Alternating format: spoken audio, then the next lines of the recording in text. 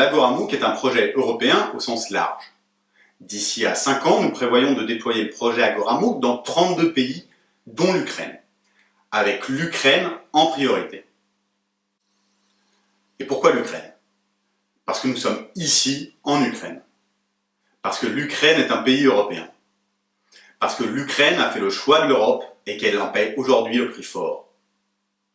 Parce que malgré eux, les Ukrainiens sont les premiers morts pour l'Europe. Parce que nous pensons que le déploiement de l'Agora-MOOC en Ukraine serait une bonne réponse à la crise qu'elle traverse. Aux armes russes et américaines, l'Europe répond par son arme de construction massive, la culture et l'éducation. Parce que les espoirs portés par la révolution sont loin et que la guerre, la crise déverse quotidiennement leur cohorte de difficultés. La fatigue et le désespoir sont aujourd'hui les plus grandes menaces pour l'Ukraine. S'il gagne, il ne restera que des milliers de morts et un immense gâchis.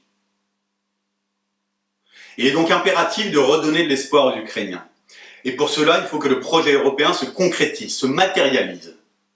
Il faut qu'il touche les individus et pas seulement les États et organisations internationales.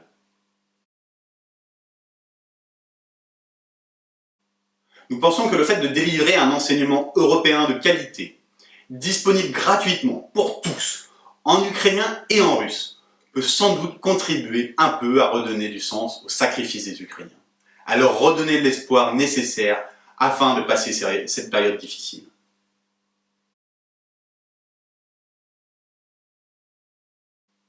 Pourquoi l'Ukraine? Parce que l'Ukraine en a besoin. Elle a fait le choix de l'Europe, mais il lui reste encore à s'européaniser, à européaniser son appareil d'État, sa justice, son économie, son administration, mais aussi ses entreprises, ses cadres, son élite. Et nous croyons que les MOOC sont une solution idéale pour ça. Ce ne sera pas la solution, ce ne sera peut-être pas une révolution, mais l'on peut espérer aider à la formation d'une élite et ainsi aider l'Ukraine à s'européaniser plus vite. Et puis, le MOOC bien employé peut permettre d'organiser des projets citoyens, support de discussion sur des thématiques, des problématiques civiques proposées.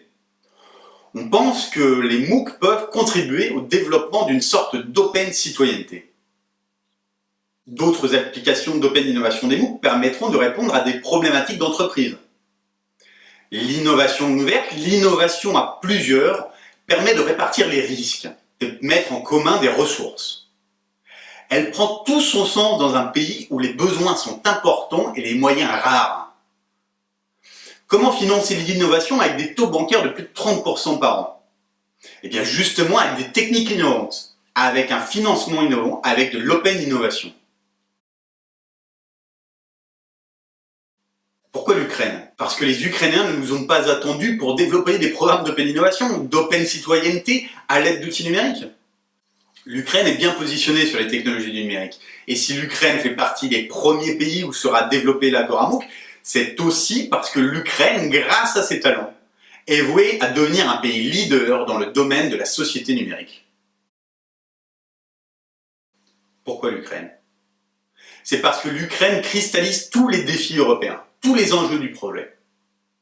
Que ce soit des enjeux d'enseignement, des enjeux d'open innovation, des enjeux de croissance intelligente. L'Ukraine est amenée à être à la fois un bénéficiaire, un acteur et un échantillon témoin du projet. Car on va trouver dans les autres pays d'Europe les mêmes natures d'enjeux, les mêmes types de besoins, mais avec des expressions différentes.